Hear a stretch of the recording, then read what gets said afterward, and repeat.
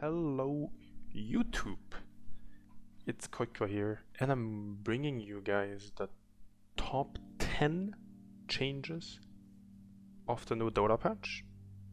The patch is massive actually, as you can see here. There is so many changes, so it's hard to go through all of those. I'm gonna give you guys my top 10 though. First of all, there is a new item called Kanda, or Kanda, I'm not sure, that you build with Crystallis, Phylactery, and a 600 gold recipe. 50 damage, 200 health, 200 mana, 8 stats.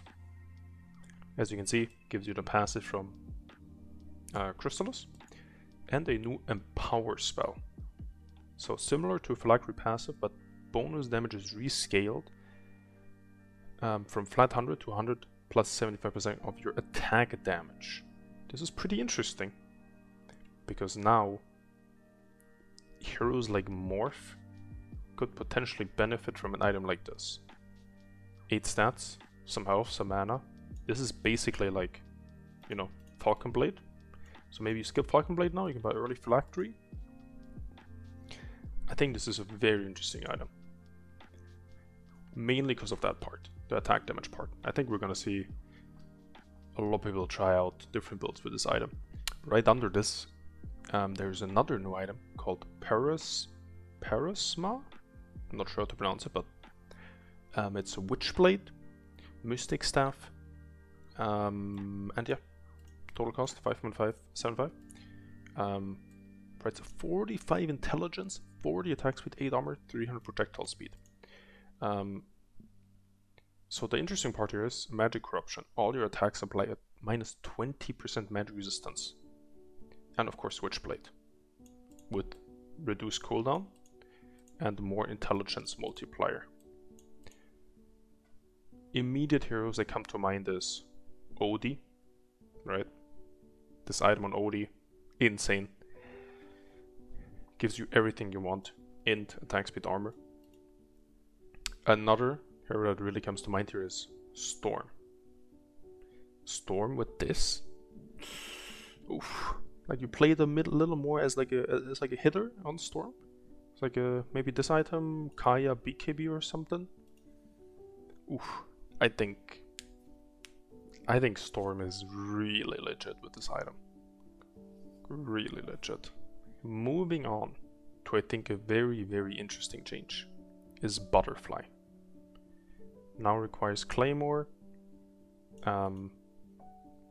instead of Quarterstaff. So the total cost is increased, but no longer gives you 30 attack speed. Now also provides 20% the base attack speed. This is absolutely insane on heroes like late game Morphling with like insane Agi gain, or TB for example comes to mind. I've played around with this a little bit. If you're 5 or 6 slotted Morphling, you get about 140 to 160 attack speed from this, which is ridiculous. So I think we're gonna see a lot of agility carries get this item. Next on the list is Disperser. Disperser recipe has been changed. So now requires a Diffusal Blade, Eagle Song, and a 400 gold recipe. Total cost unchanged. No longer grants 45 damage, now gives you 40 agility.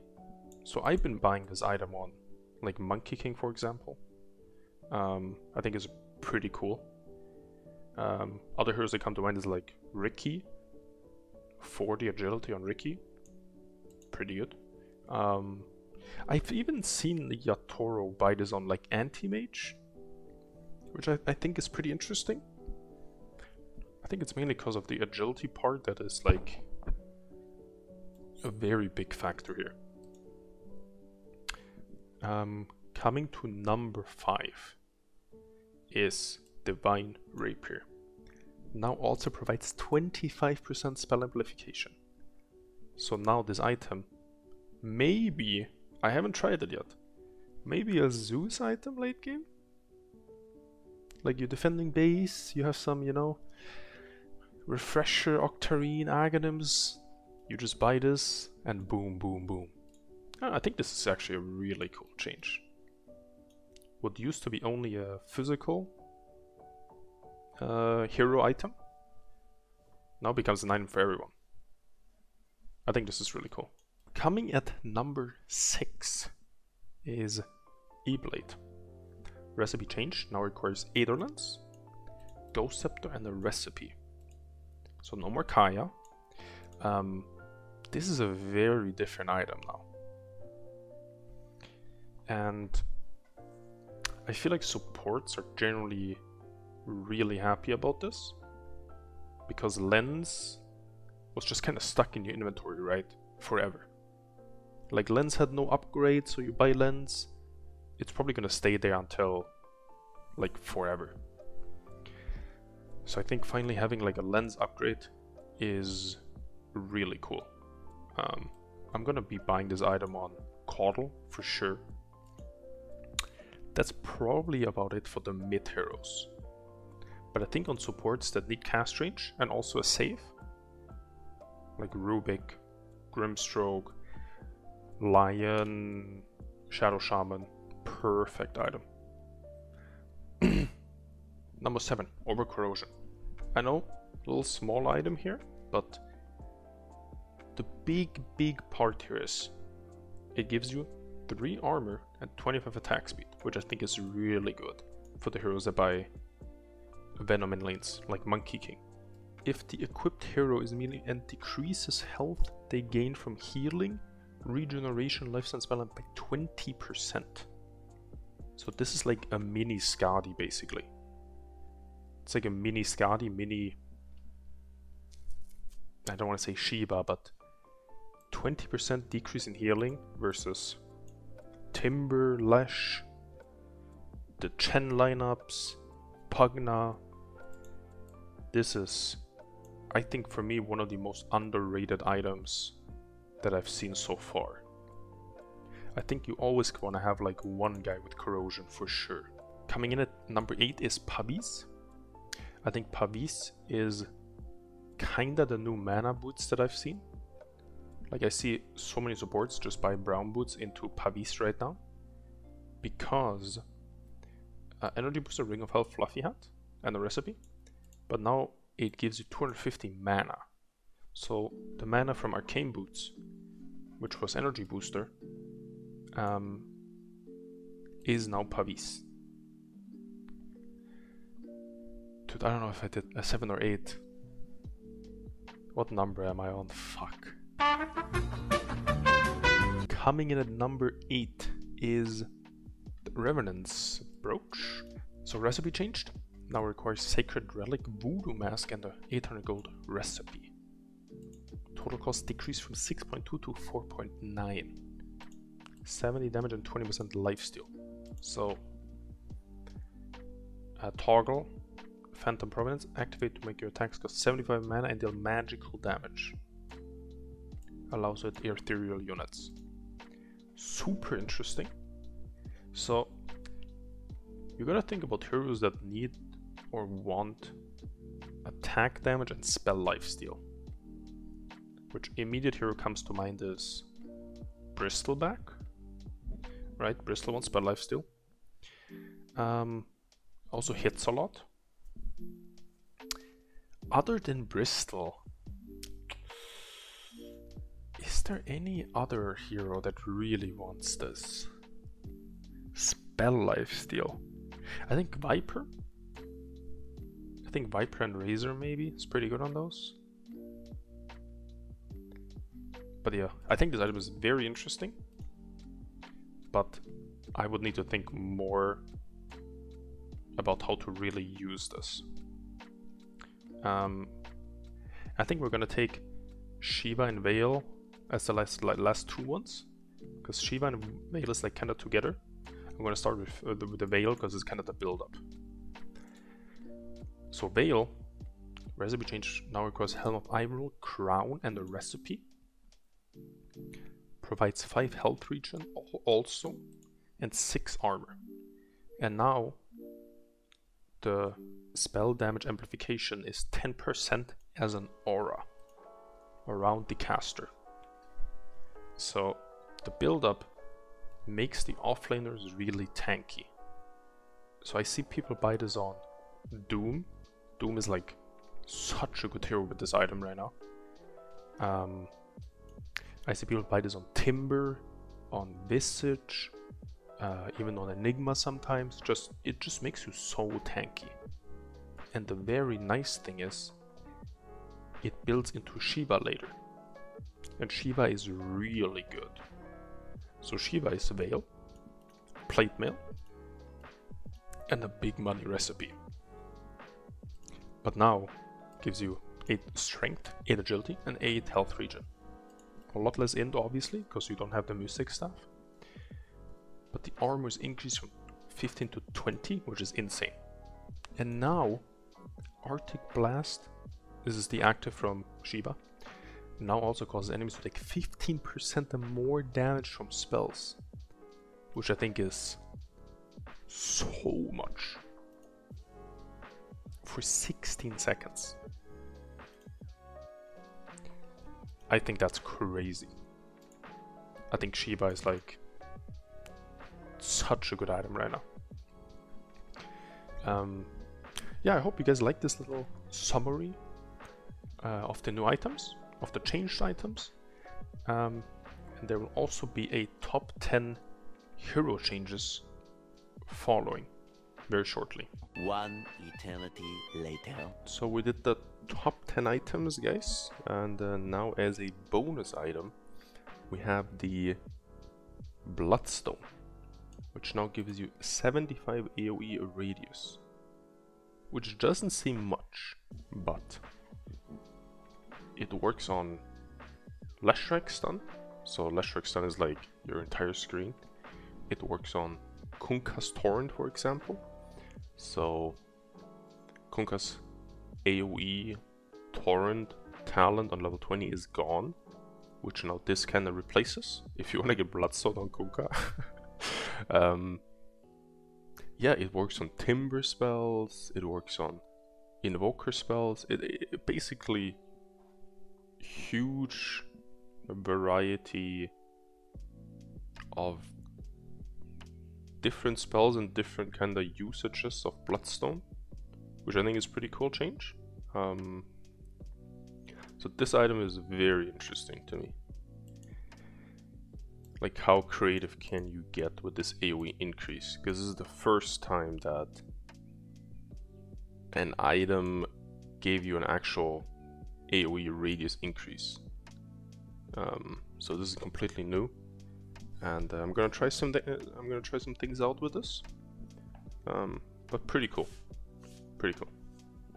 Now we're on to the top 10 hero changes of the new patch. The first one instantly comes to mind is Abaddon. Abaddon, base armor, sure, literally unkillable now, I know. But no, the big thing is this. Now deals 30, 40, 60 damage per second to the target when it procs for the duration of the curse. Added with 80 DPS on level 15. Which is, I think, absolutely crazy. That's 140 damage per second. I played this once yesterday, and it went like really well. I think the build is something like, you know, Echo Saber, Manta Harpoon, or Harpoon Manta. And I think Harpoon Manta is kind of like the standard build, I want to say. Kind of like the items you always want to get, because obviously the Manta illusions give you stacks.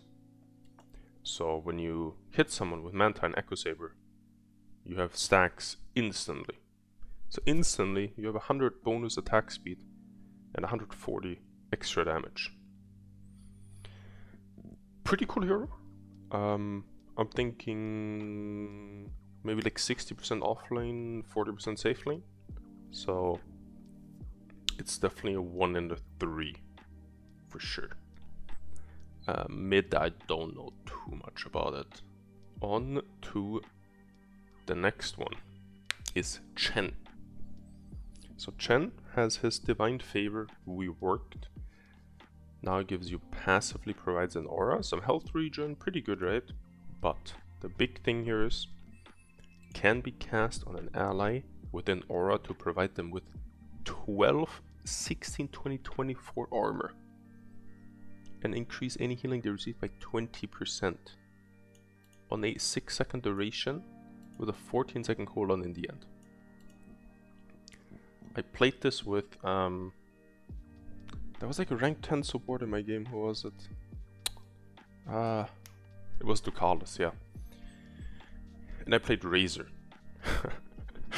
And I linked them 2 against 1, and he gave me this buff, and I just double killed them because I have more than a plate mail in armor. So like right clicks, you really don't care. This spell is probably gonna get nerfed, I would say. Really insane change, like really good.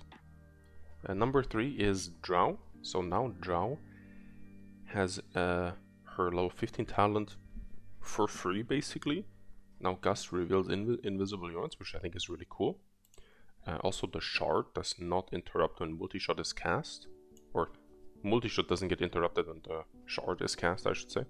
So now you can just use multi-shot and then use the Shard after that instantly, which is pretty cool because I think the Shard is kind of OP and people don't really know about it. It gives you 100% true strike, more range on multi-shot, flying vision. It's like so good. I think the big thing here is though the 20% lifesteal. Why is that so big? Because now Butterfly is OP. Butter for high agility gain heroes is really good, and Drow gets a percentage agility on her ulti, right? Also, that's what the Shard also does. It always has your ulti active. Your ulti doesn't get disabled by heroes being close by. So 20% lifesteal with the new Butter. I'm pretty convinced by this build because I saw Yatoro play it. Yatoro already has like 5 Drow games in the new patch.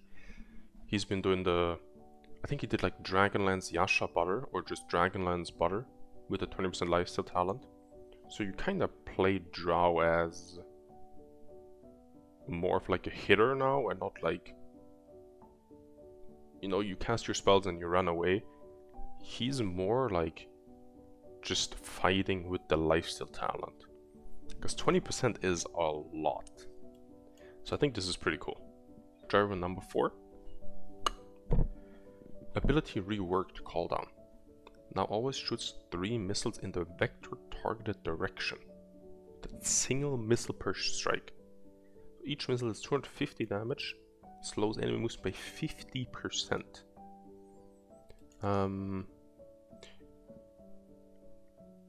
I have personally seen this from a support in my team, and I think it's really good. For me, the damage and the slow makes this such a good teamfight ability. Like really good. So if you're, I would say maybe a support player or a carry player, I think this is good for both. I would definitely give this a shot. Number 5 is Mars. So Mars has a lot of changes. The backswing on the spear no longer toggles off. More critical damage on his W. Phase and move speed on Bulwark. And this is the big one. Arena of Blood formation time decreased from 0.3 to 0.1. Which means that now Arena is like instantly up. Which also means that if you blink spear into Arena someone, it's fairly easy now. So before it was like decently hard, right? If you wanna blink in, spear into Arena, Sometimes, you know, the spear would land the hero outside the arena, and now, in my opinion, I've tried it, it's fairly easy to hit the spear into arena. Which is kind of a big thing, because that's like an instant stun in a team fight. It's an instant, like, I don't know how much this is, like 2.6 seconds into an, you're just stuck in arena. So this is pretty cool, because I'm a huge Mars enjoyer. Yeah, I really like this. Razor as our next big hero change. So damage drain rate decreased from 7 to 5, 20, but link duration has been increased from 5.8 to 10. He's also getting more damage and more move speed slow on his passive. And some talents have been changed. For me, I'm kind of sad that the free Yasha and the free 14th strength has been gone, but I think this is what makes it like a really good. I think they just keep buffing Razor spells that make this hero good. I think still 1 armor per second may not seem like much, but the thing is, your ulti already takes their armor away. So if you couple that, your ulti taking, I don't know, is it like 1 or 2 armor per second? Couple that with static link 1 armor per second. It's quite a lot in the end. So I've been really enjoying what they have done to Razor. Shadow Shaman, base armor increased by 1. This is, I don't really care about this. This is the big one. 10% hex damage amplification. So now you already have, how much is it? You have 25% damage amplification on hex. With level 10 talent you have 35% spell amp on any target that is hexed. They just take 35% more damage, which I think is such an overlooked change that people will hopefully realize like how good this is. It's pretty insane. Yeah, for all the mid players, Storm Spirit. Remnant activation time decreased from 1 second to 0.75. And then level 10 talent axe speed replaced with 150 range and overloaded. So this is interesting because you have a level 25 talent that always spawns a remnant for every, I think, like 500 range you travel with ulti. So now most heroes get hit by 2 remnants because of the activation time decrease, which means I think builds like Bloodstone like open up now for Storm even more than before, and also with the item changes, with the upgraded Witchblade, minus 20% magic resistance. I think that's super legit. Yeah, this may not seem like much, but if you've played Storm mid, the activation delay is really helpful in lane. It feels really good.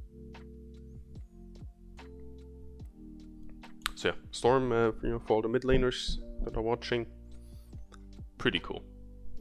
So Tiny, tree grab, bonus base damage increased from 20 to 35 in the end. Cooldown decreased. And Aghanim's shard now increases damage of thrown trees by 100. And more toss damage. Why is this important?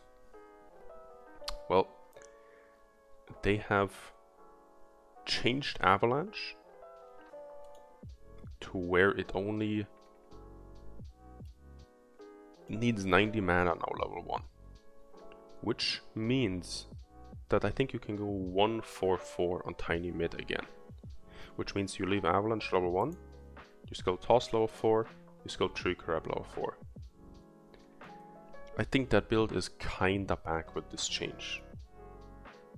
Cooldown is decently low, 35 bonus damage. Shard is buffed again. I think this build is kinda back. And you play a little more like farm oriented on tiny again. Because the hero is really strong. But the tree grab was just so bad before. So I think that's a build you guys can try out, and I will also try out myself. I think there's something there. Vengeful Spirit, Nether Swap, damage increase from 50 to 150, 345. No longer loses damage taken. Now gives Venge and allied targets now gain a bonus. Oh, now gain a damage barrier for 10 seconds. Barrier health is equal to the spell's damage value. So level 3, you get a 450 damage barrier. And for me, the big thing is that they keep buffing this talent. Now it's -5 armor on the Wave of Terror. You already have -6 armor. Dude, I think this is unreal actually. You just have a casual like -11 armor on your Wave of Terror. -11 armor. I think these things are like often overlooked, but -11 armor on a Wave of Terror is like, what is happening? I think this is pretty cool. Wave of Terror is such a good spell. Windrunner is our last top 10 hero change. Power Shot now slows the target for up to 15, 20, 25, 30%, decreasing based on time charge and enemies already hit. And mana cost rescaled. I think this is a big deal, because I think with this you max Power Shot again. Because you saw most people do like 4-1-4, 4-2-4, just because you don't really use Power Shot enough in team fights, right? It's mostly like hitting, shackling, and then kind of kiting. But I think this is such a big slow that I've already seen people go back to maxing Power Shot. And I've just seen a lot more Wind Ranger in general. So people are picking up on this hero again. And also you have plus 20% Power Shot still. And Windrun no longer slows enemies, but Aghanim Scepter damage reduction increased. So you have a -45% damage, physical damage intake in Windrun with Aghanims. So that's kinda unreal. I think that's like really, really good. Yeah. Honestly, all in all, I'm pretty happy with this patch. Oftentimes, you know, I think the patches has been pretty lackluster, but I'm pretty happy with this. I would probably give it like a 7 out of 10. So let me know in the comments from 0 to 10. 10 is the best patch ever. 0 is you're very unhappy. Let me know in the comments, what do you guys think of this patch so far, where it is, and what we need to try out in the new patch. If there's any build I should really try out, guys, let me know. Thank you guys.